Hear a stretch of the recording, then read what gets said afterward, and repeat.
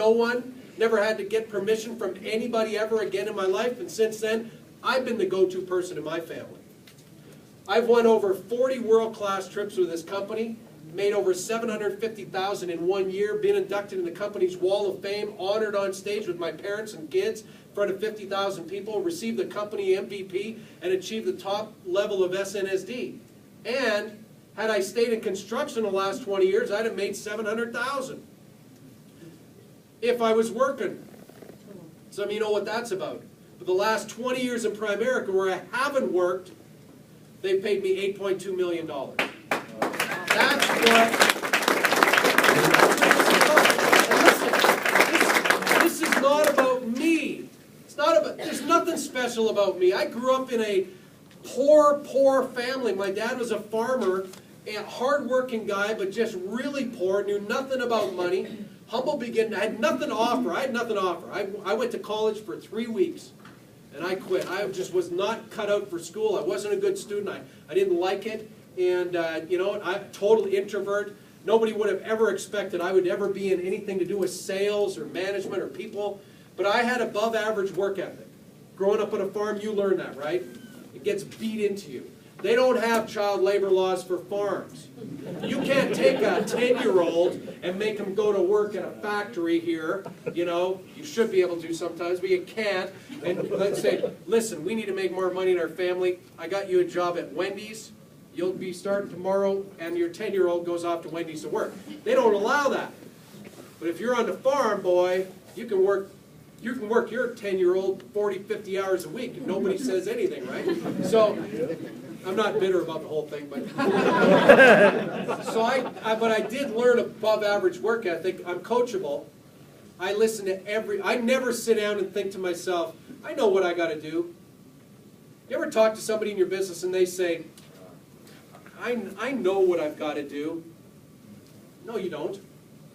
I'm not saying you don't know how to do a kitchen table presentation or a recruiting interview. I mean, or how to go out and prospect or how to do a call on a phone. I'm not saying that, but there's something missing, right? Because if you knew, wouldn't you be doing it? If you knew, wouldn't you be successful?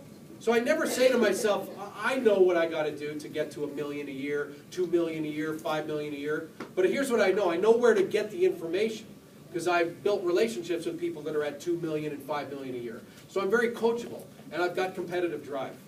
If I was in this office, I would not be satisfied being number 3. 2, it's 1 or none, right? Anybody else feel the same way? Yep. 1 or none. That's it. There's only one winning position here. Everything else is losing position in my mind. I'm just competitive. I want to beat everybody. Who's the top recruiter in this office right now? I want to beat them. What do they do? I'm going to go have coffee with them. It's the art of war. I'm going to go and sit with them for coffee. I'm going to say, what do you do each day? Could you teach me? And because I'm stroking their ego, they're going to tell me everything they're doing. And then I'm going to apply my unbelievable work ethic to it, and I'm going to beat them. Isn't that the way it works? Right? So, and I also had a hope and a prayer. Please, God, let this work. So the thing is, if you follow my example, I guarantee this thing will work for you the exact same as it's worked for me. You just got to be willing to do your 5 years of laying in bed, paralyzed, oh God, but still get out and do it. Right? You got to be willing to do that. That's what, unfortunately, comes with the deal. So, double-digit recruiting. It's non-negotiable. The sooner you accept this fact, the sooner you can start working to achieve it. It's the foundation of every successful business in Primerica, and it's a mindset first and a strategy second. It's a mindset. It's a decision. I am a double-digit recruiter. And tell me when I've got to go. All right?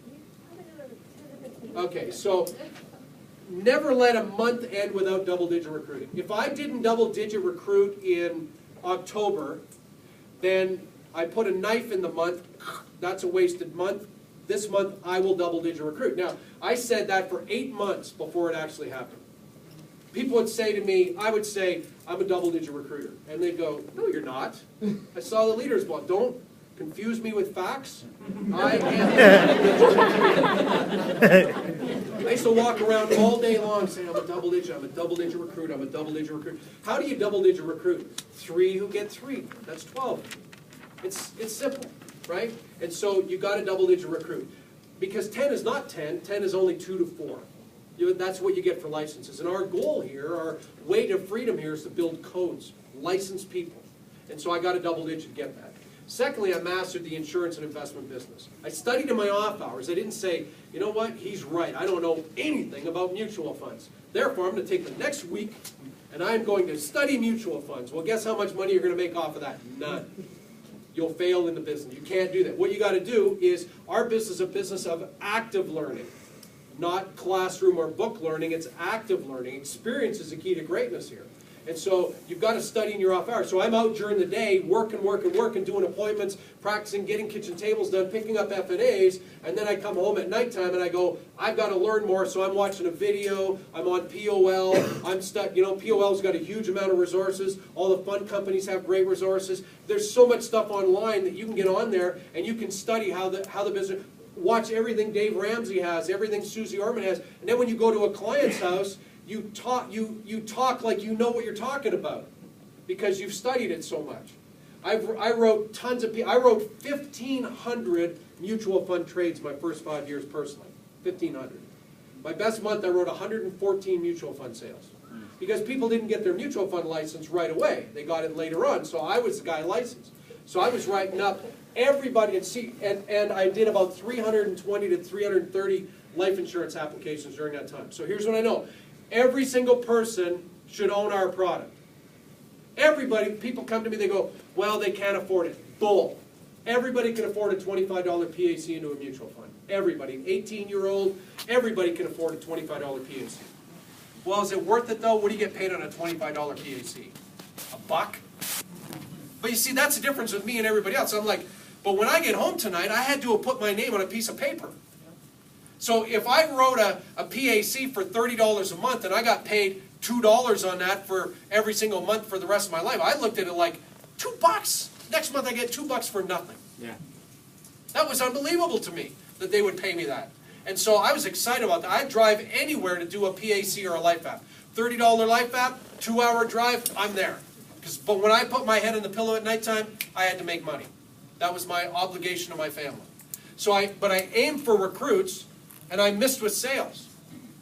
Every single piece of business that I did, every client that I got, had a recruiting story attached to it.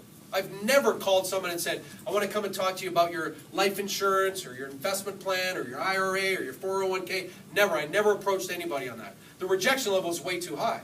Everybody I approached based on, you know, I'm in charge of expansion for our area, or you're locked into what you're doing, you keep your avenues open to other opportunities. You know, if the money were right, would you make a change? Great, let's get together.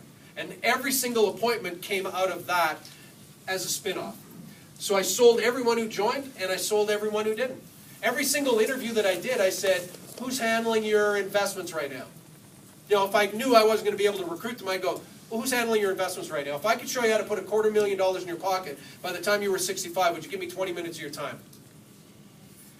Every single appointment. Now, did I get a lot of appointments? No, but I trickled in a bunch. See, I had to make a living, right? So I trickled in enough to be able to make money, and then make money every day. Put your name on a piece of business every day. Now, I know people go, well, I'm part-time, and my job just extracts so much energy. When I get home from work at nighttime, I am exhausted. Rush hour there, rush hour back, feeding the kids, doing all the things I got to do. I'm exhausted. That's the way it works, right? Do you think that your boss wants you leaving work with a huge amount of energy? Right? They don't want that. What would happen if you left work with a huge amount of energy? You'd go find a better job. Well, they don't want that. They want you leaving work with just enough energy to get home, have dinner, and lay on the couch. And then it's bedtime. Tomorrow I'll get up and do the same thing again. That's what they want. That's the way jobs work. We get conditioned to that. And so put your name on a piece of business every day. So I recruited by day and I field trade at night. So here's the schedule that I ran. You know, I'm just going to be honest with you, the schedule that I ran.